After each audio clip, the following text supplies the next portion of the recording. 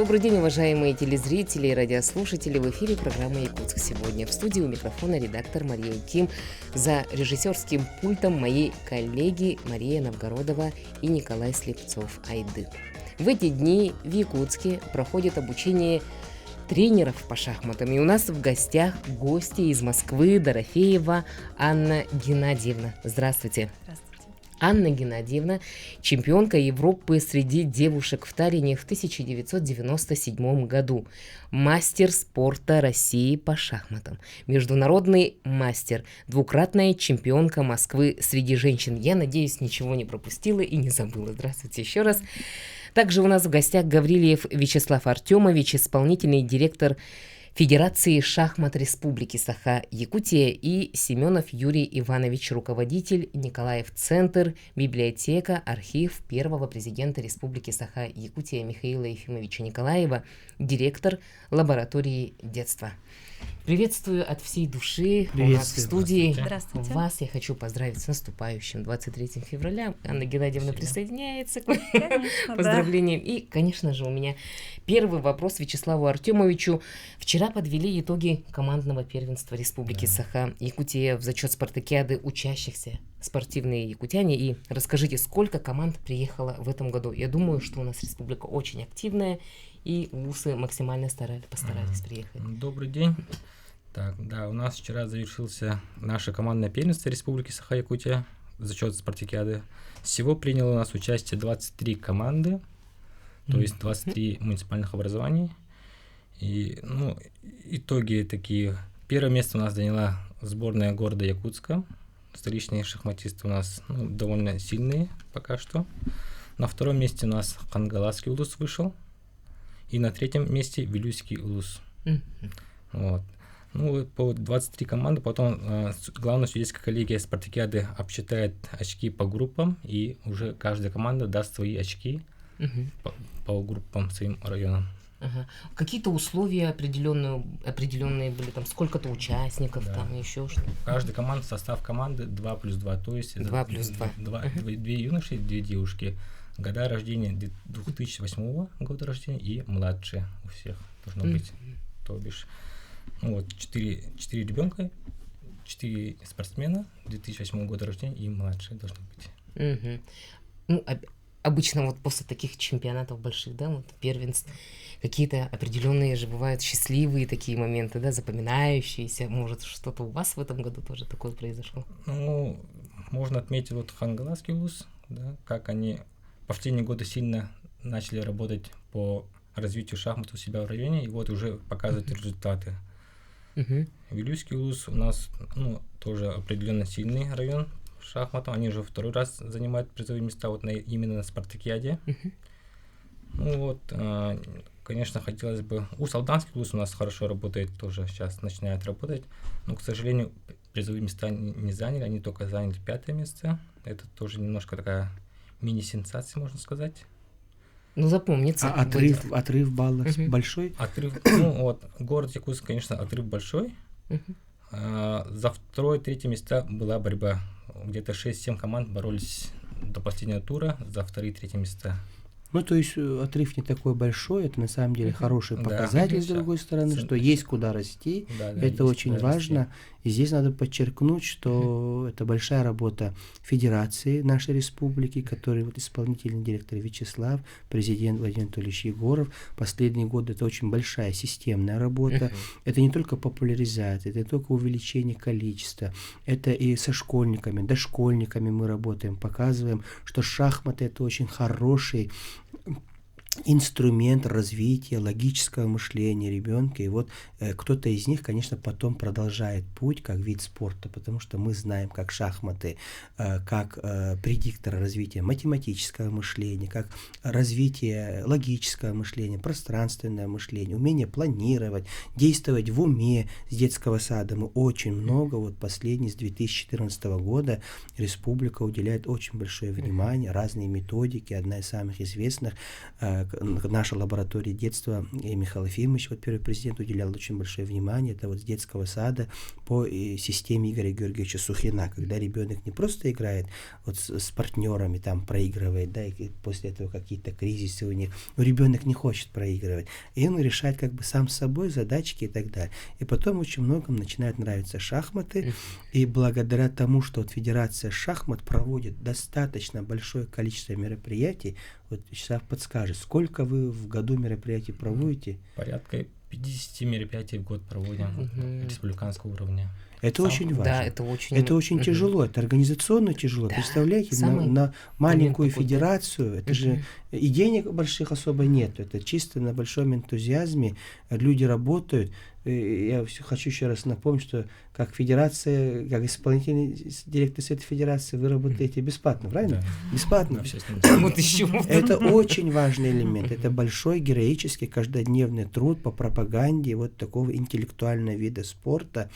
И мне кажется, это очень важно. Я поэтому призываю всех, у кого есть хоть какой-то маломальский интерес развития интеллекта республики, интеллекта детей и взрослых. И вы знаете, наука сегодня психологическая доказывает, что люди даже в возрасте, которые играют в шахматы, для них когнитивные их способности, умственные способности не меньше страдают различными когнитивными заболеваниями и так далее. Поэтому сегодня в Москве большая популярность в крупных городах, когда крупные корпорации стимулируют развитие игры шахмат своих сотрудников. Это становится таким брендом, движением, как и за здоровый образ жизни.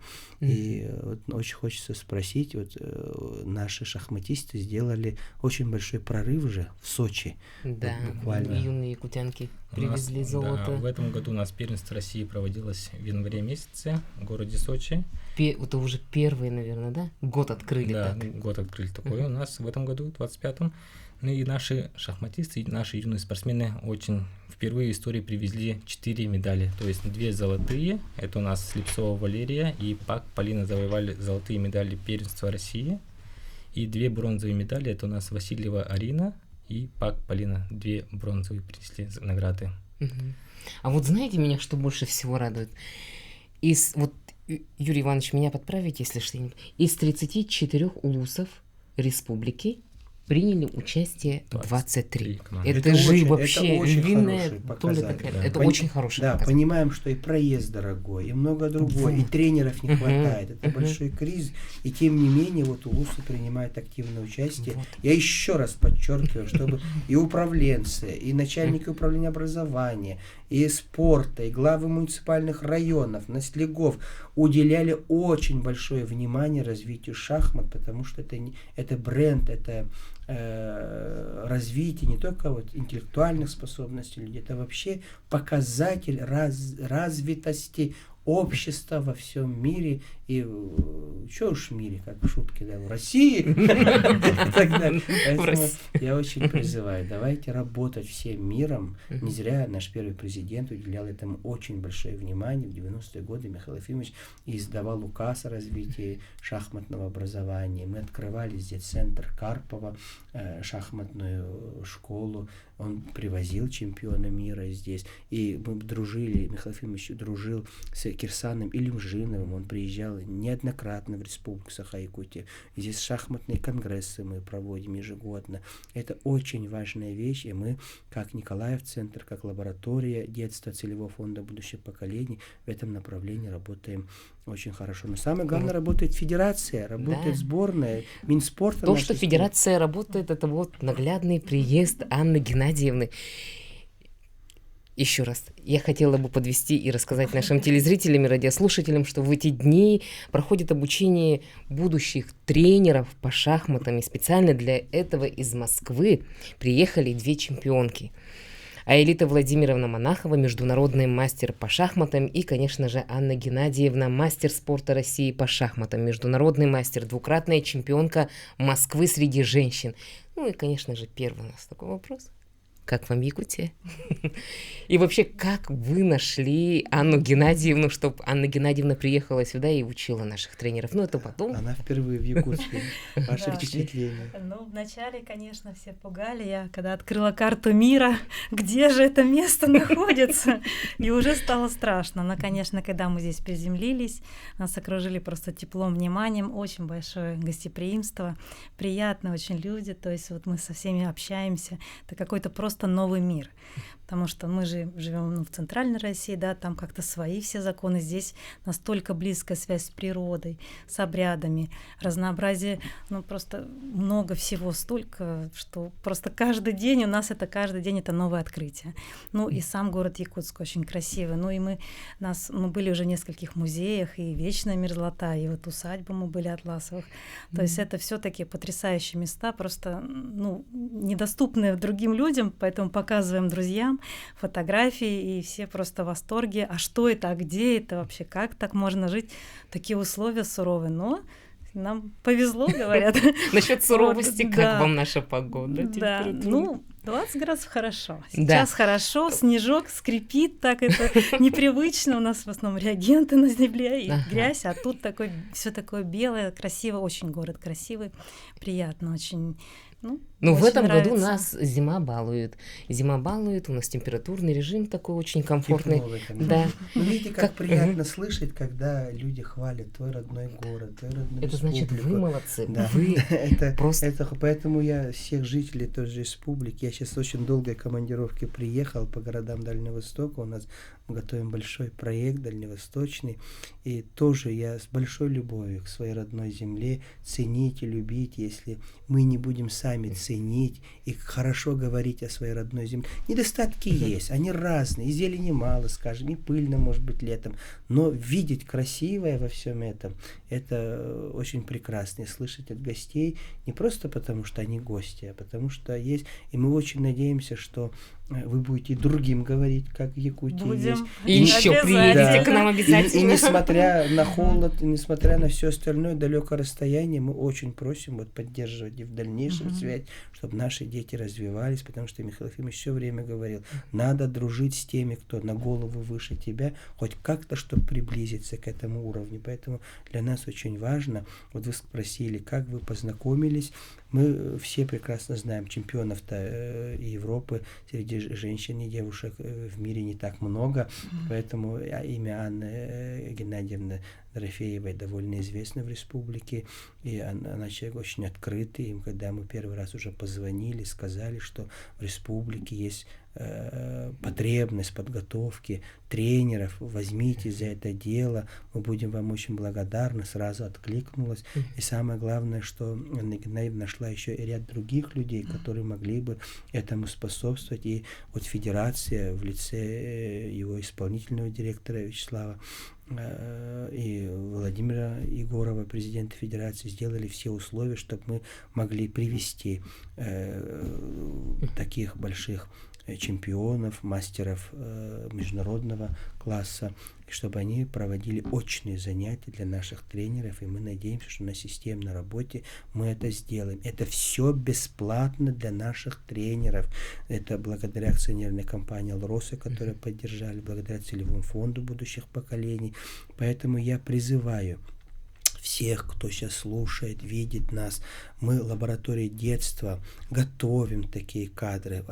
У нас есть сайт, там есть все координаты, электронная почта. Если вы хотите стать тренером, если вы хотите в своем улусе, в своем городе, селе, в школе, в детском саду, в ДЮСШ подготовить тренера, направляйте нам заявку, либо в Федерацию шахмат, мы соберем группу и также сделаем. Сегодня благодаря вот новым технологиям, дистанционному обучению, не выезжая даже из дома, в принципе, в течение года, 1,5 лет, это можно сделать и получить диплом государственного образца с правом работать. Это все бесплатно. И вот ключевое слово. Диплом, мы выдаем диплом соответствующий.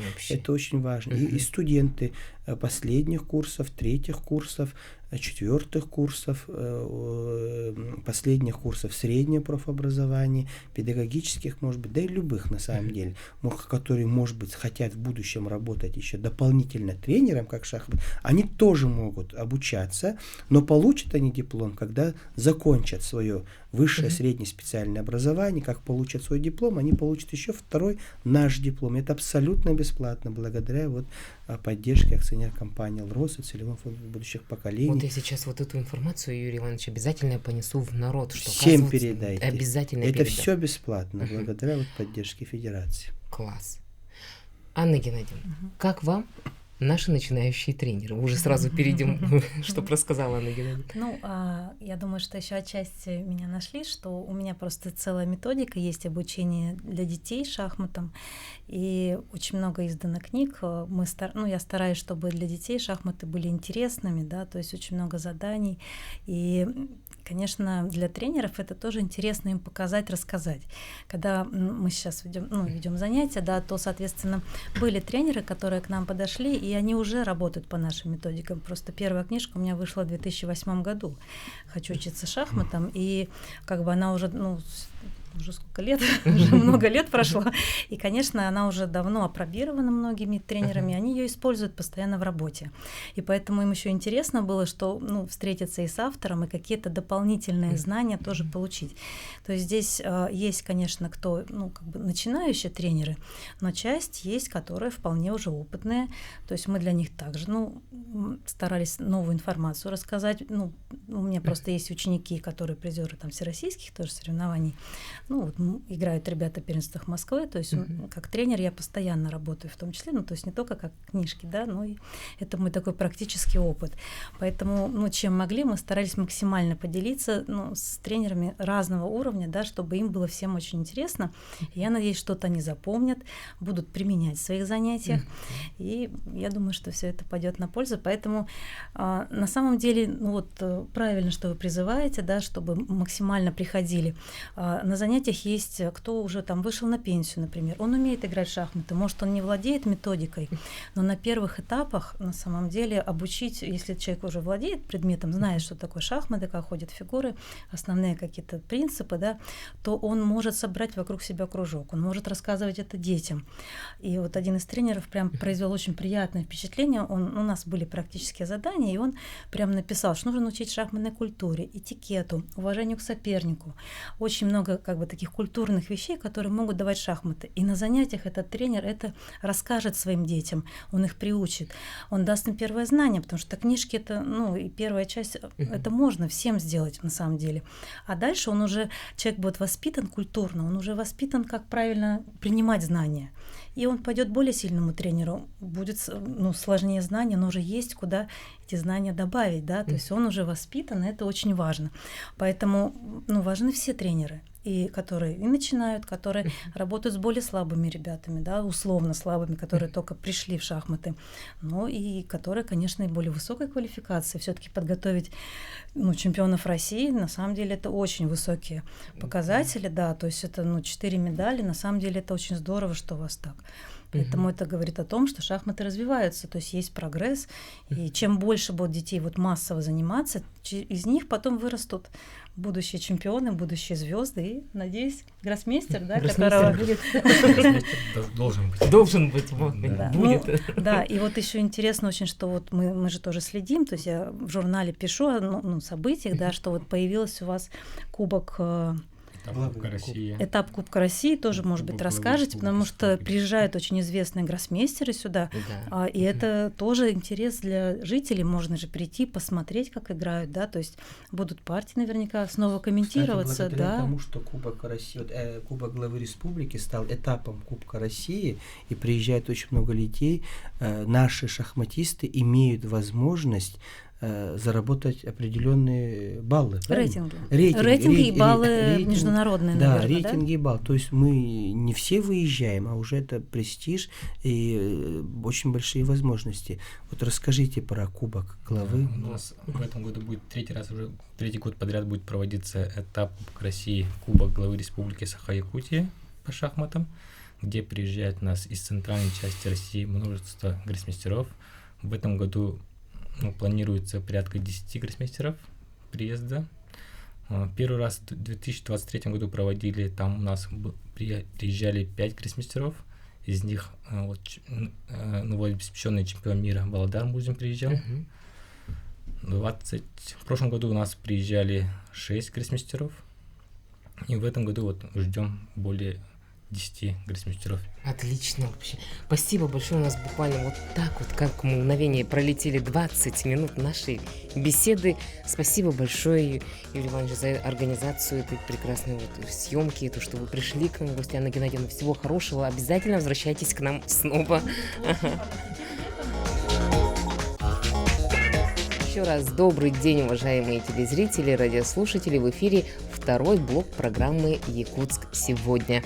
В эти дни в Якутии проходит региональный этап чемпионата «Профессионалы». Региональный этап в Якутии продлится до 28 февраля. В соревнованиях участвует более 800 конкурсантов по 93 компетенциям в основном зачете и 43 в категории юниоры. И у нас в гостях заведующая учебно-производственной мастерской по обработке алмазов Якутского промышленного техникума имени Десяткина Белолюбская Татьяна Кимовна. Здравствуйте. Здравствуйте. И гость из Москвы, эксперт, преподаватель Центра алмазных технологий и гемологии колледжа предпринимательства номер 11 города Москва Ластовенко Даниил Максимович. Здравствуйте. Здравствуйте. Прошу прощения. Ничего страшного. Конечно же, Даниил Максимович, мой первый вопрос. Расскажите вообще, что такое компетенции, синтез и обработка минералов? Все для нас как бы... Компетенция, опять же, синтез обработки минералов в рамках чемпионатного движения «Профессионалы». Она... Чуть-чуть микрофону попорси.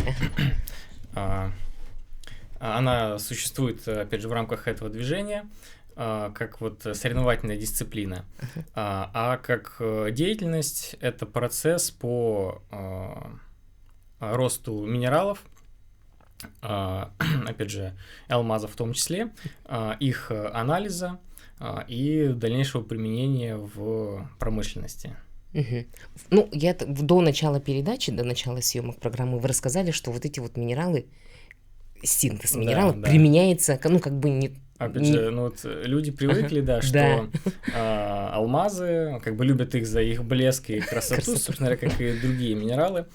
Это, опять же, кристаллы, но, опять же, непосвященные люди не знают об их различных физико-химических свойствах, и как раз эти свойства, они очень широко применяются во многих сферах промышленности. То есть это и лазерная техника, и где вообще в твердотельных лазерах применяются рубиновые стержни, через которые проходят пучки энергии, и формируется лазерный луч. Я такая сделала вид, как будто я... Также в оптике они применяются, алмазы применяются для горнодобывающей промышленности, то есть делают буровые долоты различные из них, разные инструменты. В общем, и опять же такое... Сейчас современное передовое направление использования минералов – это как раз использование их в электронике и микроэлектронике.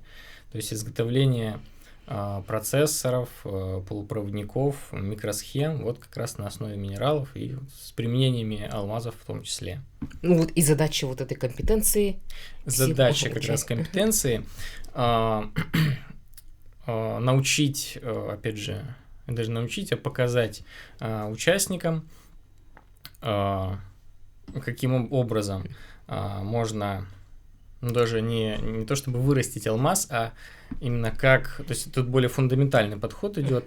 Компетенция, она содержит в себе 3 модуля. Это именно модули, соревновательные модули. Это у нас вакуумная техника, сборка и программирование автоматизированных систем управления и анализ минералов.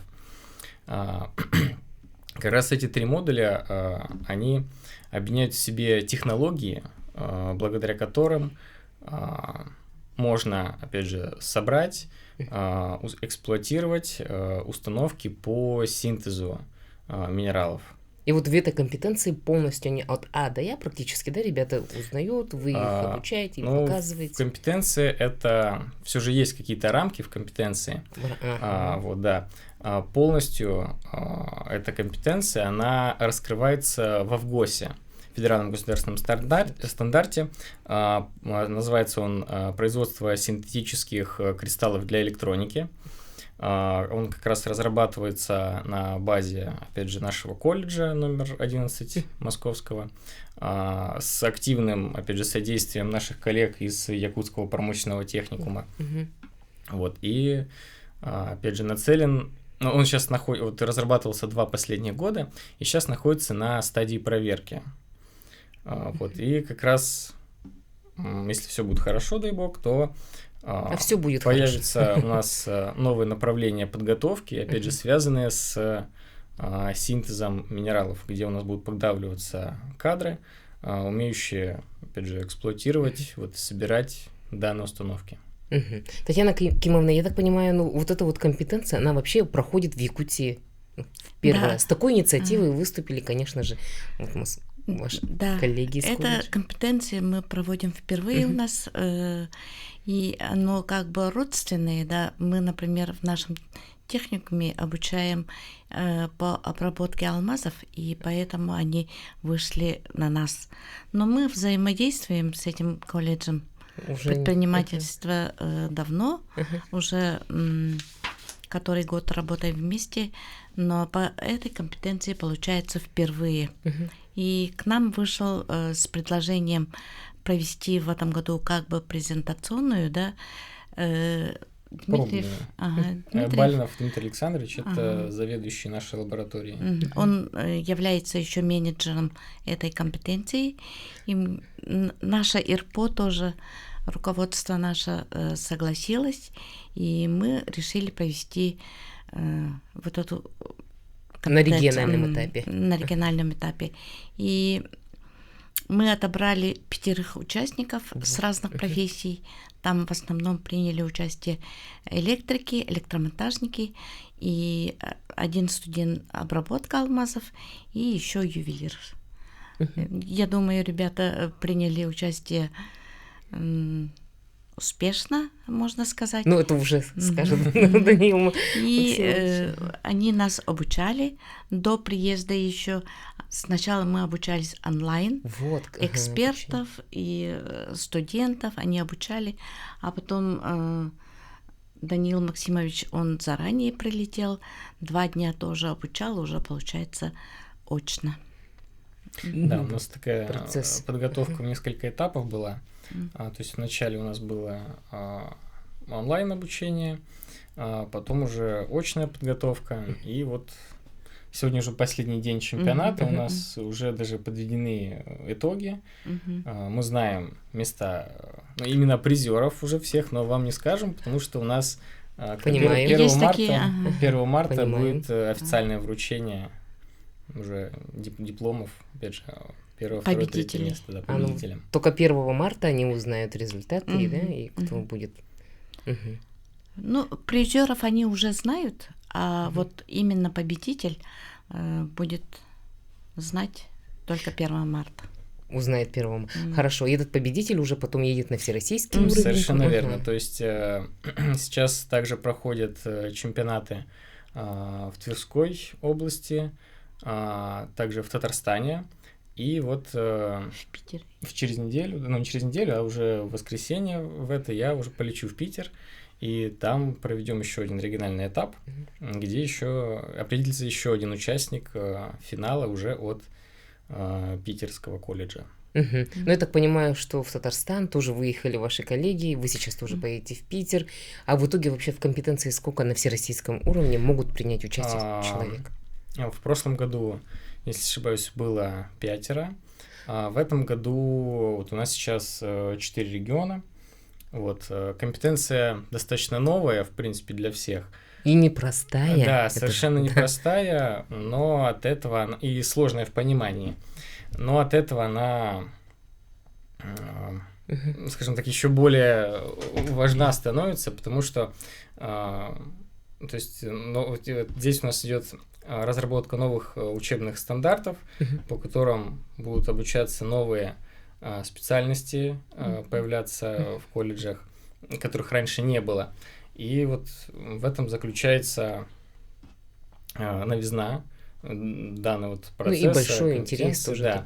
Да. И опять же, это будет способствовать, должно способствовать развитию промышленности. И отечественной. Да, в первую очередь отечественной промышленности, о ней идет речь. И, в принципе, развитие страны в целом. Ну, конечно, компетенция очень сложная. По сути, допустим, для меня это вообще уму непостижимо, моему точно. И то, что вы по 5 человек отбираете, это определенный какой-то лимит, я так понимаю, да? Да, минимум должен принимать участие 5 регионов, это на финале. 5. 5 участников должно быть. А вообще, какие специальности для этой компетенции подходят? Опять же, в счет такого широких требований к умениям и навыкам участников, здесь могут принимать участие в данной компетенции самые разные колледжи. То есть это и огранщики, поскольку это люди, которые уже знакомы с алмазами, с минералами, с их обработкой, так и электрики, да, так и, возможно, программисты, монтажники различные, потому что присутствует очень большой такой процент именно ручной работы. Потому что я упоминал, что у нас есть разные модули, как раз один из модулей – это сборка вакуумной станции, вакуумная техника. И, опять же, для чего она нужна? Потому что мы в нашей лаборатории обучаем студентов методу синтеза алмазов из газовой фазы. И здесь у нас весь процесс синтеза алмаза, то есть роста кристалла, происходит в вакууме. Опять же, специальная углеродосодержащая газовая смесь вводится в камеру, откачивается перед этим оттуда весь кислород. И далее поджигается плазма, так называемое, это свечение, которое возникает при разделении молекул на атомы. Молекулы углерода отделяются атомы углерода отделяются от молекул своих и, как снег, можно сказать, осаждаются на алмазные подложки и занимают там свободные вакансии в кристаллической решетке. Формула алмаза, да, я совсем забыл упомянуть, она достаточно простая, это у нас углерод также.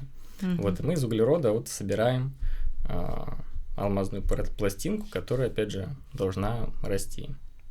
И как раз подобное сырье, оно используется при должной обработке, повторюсь, в разных отраслях промышленности.